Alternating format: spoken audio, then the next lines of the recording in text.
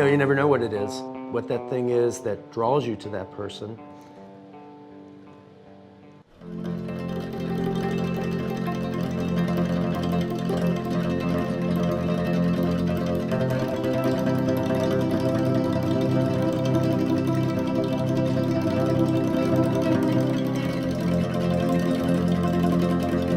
Midwest junior high. Growing up looking at magazines from 7th grade until, now, without specifically trying to, I think you just pick up a visual dialogue, a visual understanding, and so it wasn't really the technical aspect of photography, but how it communicated to me, how it created certain curiosities to a kid in the Midwest who would look at Vogue or look at GQ and think, wow, that is really a different world. It takes X amount of time every day just to make the blog work, just to get everything going and get all the business of it done.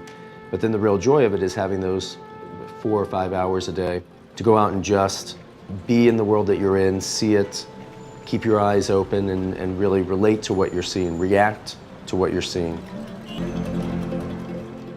The fact of the matter is, I didn't grow up dreaming to be a photographer. I didn't assist for anybody. I just kind of started doing it. So for me, it's so instinctual the way I shoot. The way I do it is just the way I do it.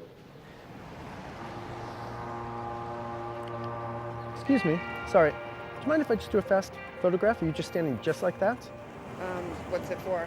I do a site called the Sartorialist. Oh. Good.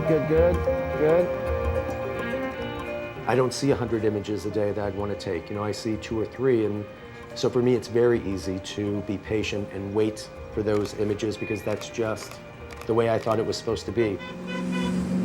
My lack of knowledge in the beginning really helped and really just made me refine what little I knew to make it work. And I think if you ask any other person that does a creative thing, they probably go to school and learn all these different things, and then as they get better, it just narrows and narrows.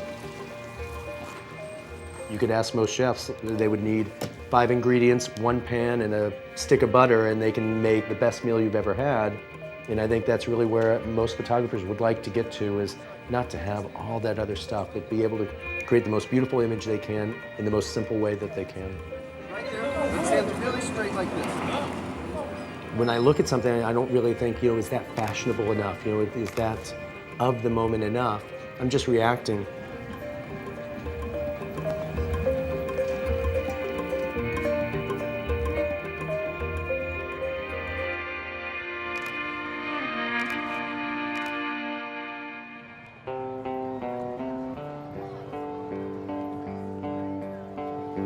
In the turn of the century, there was a photographer named Lartigue who went out and shot on the street and kind of were documenting people of their time. And today, to us, a lot of those photographs seem so romantic. We look at the old Lartigue photographs and we think, oh, everyone was so beautifully dressed.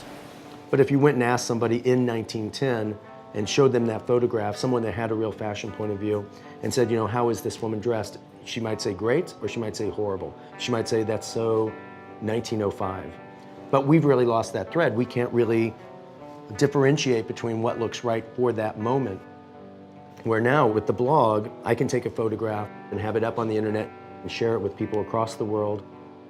People of this moment can comment on how they feel that looks, how that fits in, if it's of the moment. I think will look very interesting 100 years from now. Good. The ability to be able to capture that and how that attitude is going to change over hopefully the next 30 to 40 years that I'll be doing this, capture something that we've really not been able to capture before. Great, thank you very much. I appreciate it. Thank you.